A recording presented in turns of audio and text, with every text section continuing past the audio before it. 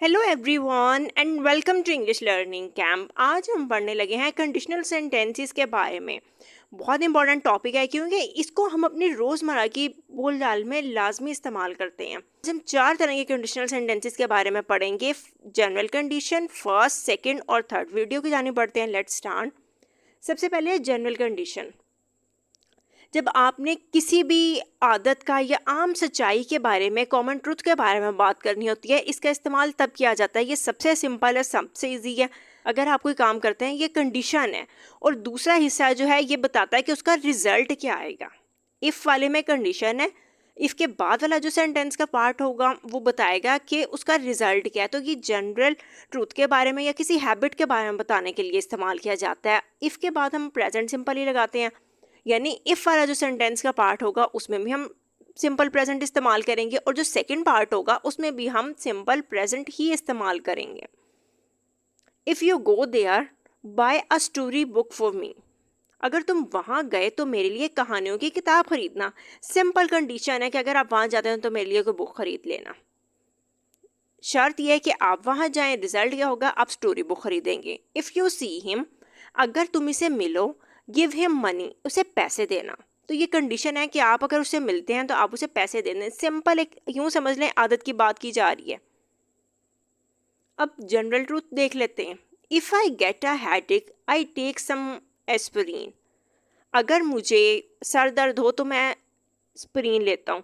तो ये सिंपल एक बताई जा रही है, आम सच्चाई है कि अगर सर दर्द हो तो हम एस्पिरिन लेते हैं। If you heat the ice, it melts.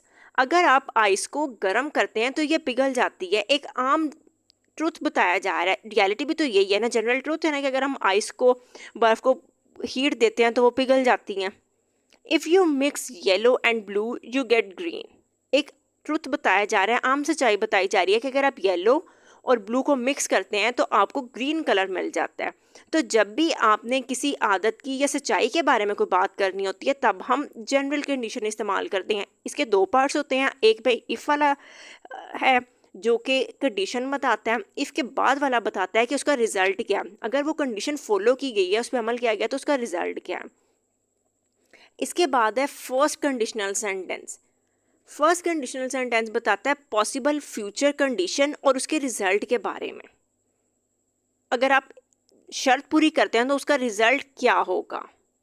अब इसका जो इफ़ वाला पार्ट बनता है सेंटेंस का, उसमें हम प्रेजेंट सिंपल इस्तेमाल करते हैं, जबकि दूसरा हिस्सा जिसे हम बताते हैं कि उस कंडीशन का रिजल्ट क्या है, उसमें हम फ्यूचर टेंस इस्तेमाल करते हैं और फर्स्ट फॉर्म ही लगाएंगे। अब इसको एग्जाम्पल से अच्छी तरह समझ लेते हैं। इफ़ आई गो आउट, अगर मैं बाहर गया, I shall buy a newspaper, तो मैं एक अखबार खरीदूंगा। तो ये फ्यूचर की पॉसिबल कंडीशन ये है कि अगर मैं बाहर गया तो मैं एक न्यूज़पेपर खरीदूंगा। If he comes in time, अगर वो वक्त पर आता है, आई शैल हेल्प हिम, तो मैं इसकी मदद करूंगा। दूसरी बात, जो इफ़ वाला सेंटेंस का हिस्सा है ना, इसमें आप फ्यूचर टेंस नहीं लगाएंगे। इसमें आपने इफ़ वाले हिस्से में जिसमें हमने कंडीशन बतानी है, कंडीशन जो है वो हमने प्रेजेंट टेंस में बतानी है। If he comes in time, I shell help him, अगर वो वक्त पर आता है तो मैं उसकी हेल्प करूंगा। तो ये फ्यूचर की कंडीशन बताई जा रही है कि अगर वो फ्यूचर में टाइम से आता है तो मैं उसकी हेल्प करूंगा। दूसरी बात, अब एक पार्ट में हमने प्रेजेंट सिंपल लगाया हुआ है और दूसरे में हमने फ्यूचर का इस्तेमाल किया हुआ है। हम ये नहीं कर सकते हैं कि दोनों में प्रेजेंट लगा दें या दोनों में फ्यूचर लगा दें, ये गलत है। इफ़ वाले में जिसमें हमने कंडीशन बतानी है उसमें हमने प्रेजेंट सिंपल लगाना है, जिसमें हमने कंडीशन का कोई रिजल्ट बताना है उसमें हमने फ्यूचर टेंस इस्तेमाल करना है। If it rains, we shall not go out, तो ये कंडीशन है कि अगर बारिश होती है तो हम बाहर नहीं जाएंगे। तो इफ़ वाला जो हिस्सा जिसमें हमने शर्त ये थी कि बारिश ना हो, लेकिन अगर बारिश होती है तो हम बाहर नहीं जाएंगे।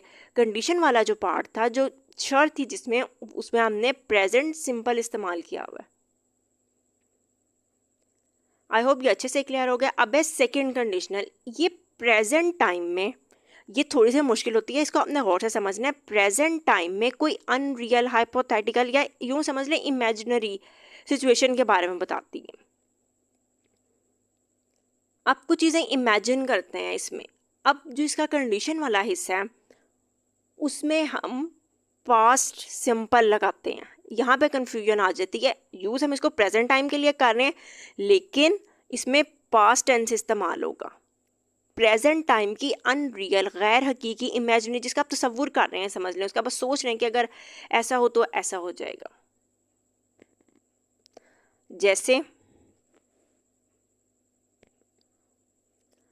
If Abid wished he would help me, अगर आबिद चाहता तो वो मेरी मदद करता। अब मैं प्रेजेंट टाइम में ये तसव्वुर कर रही हूँ कि अगर वो चाहता ना तो वो मेरी मदद करता, तसव्वुर है मेरा। इसका मतलब है उसने ऐसा चाहा नहीं है, वो ऐसा नहीं चाहता, लेकिन मैं सोच रही हूँ कि अगर वो चाहता तो वो मेरी मदद करता। सेकंड वाले पार्ट में रिजल्ट उसका क्या होता, अगर आबिद चाहता, ये कंडीशन है उसके चाहने की, तो उसका रिजल्ट क्या होता, वो मेरी मदद करता। और ये मैं प्रेजेंट टाइम की एक इमेजिन कर रही हूँ कि अगर वो चाह लेता तो वो मेरी मदद करता। और सेकंड वाले हिस्से में हमने वुड का इस्तेमाल किया, उसके बाद हेल्प फर्स्ट फॉर्म इस्तेमाल की हुई है। If I did not feel so tired I would come out with you, अगर मैं इतनी थकावट महसूस ना करती तो मैं तुम्हारे साथ बाहर आती। इसका मतलब है मैं अब प्रेजेंट टाइम में ये इमेजिन कर रही हूँ, अनरियल, गैर हकीकी सिचुएशन है कि अगर मैं इतना टायर्ड फील ना करती तो मैं आपके साथ बाहर जाती। पास्ट टेंस इस्तेमाल करें, डिड हम पास्ट टेंस में इस्तेमाल करते हैं, लेकिन ये प्रेजेंट सिचुएशन के बारे में इस्तेमाल किया जा रहा है। और इसमें जो कन्फ्यूजन आती है वो इसी पॉइंट की आती है कि हम प्रेजेंट सिचुएशन के लिए पास्ट टेंस इस्तेमाल कर रहे हैं, लेकिन हम प्रेजेंट टाइम की बात कर रहे हैं, प्रेजेंट टाइम में किसी इमेजिनरी या अनरियल सिचुएशन के लिए।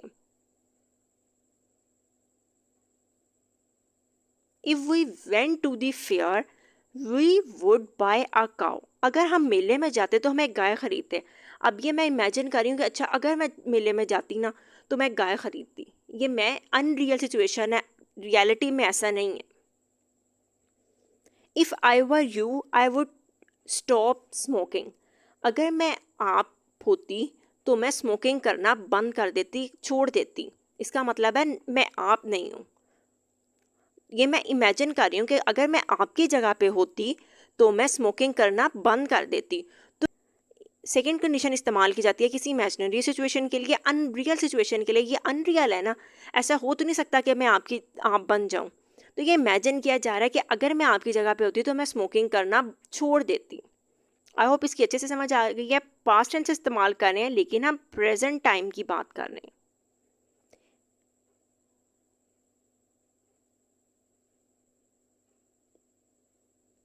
अब इसके बाद है third conditional sentence.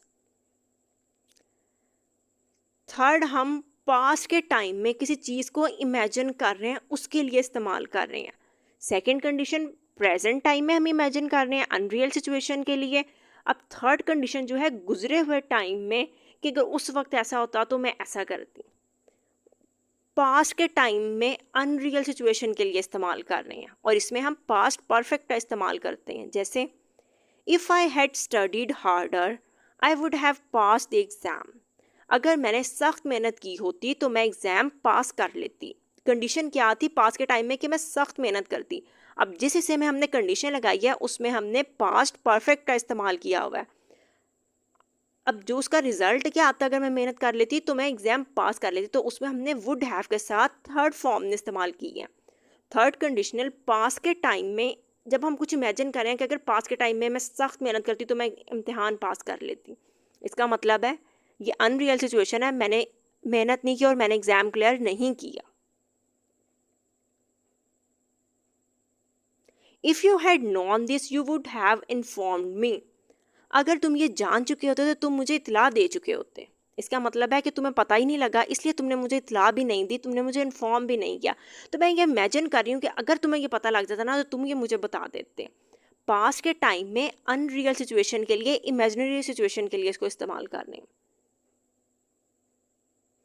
If you had taken the exam you would have passed it, अगर तुमने एग्ज़ाम दिया होता तो तुम इसे पास कर चुके होते। पास्ट के टाइम में एग्ज़ाम देने की बात हो रही है, माजी के टाइम में, गुजरे हुए वक्त में, कि अगर तुमने एग्ज़ाम दिया होता ना तो तुम इसे पास कर चुके होते।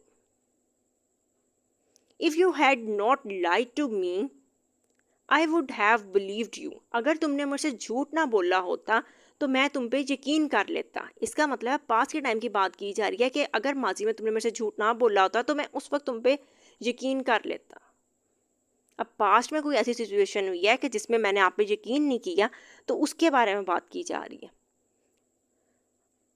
आई होप आपको इसकी अच्छे से समझ आ गई होगी। जनरल कंडीशन इस्तेमाल की जाती है कोई भी आदत बताने के लिए या कोई आम सच्चाई बताने के लिए। फर्स्ट कंडीशन इस्तेमाल की जाती है फ्यूचर कंडीशन के बारे में और उसके रिजल्ट के बारे में।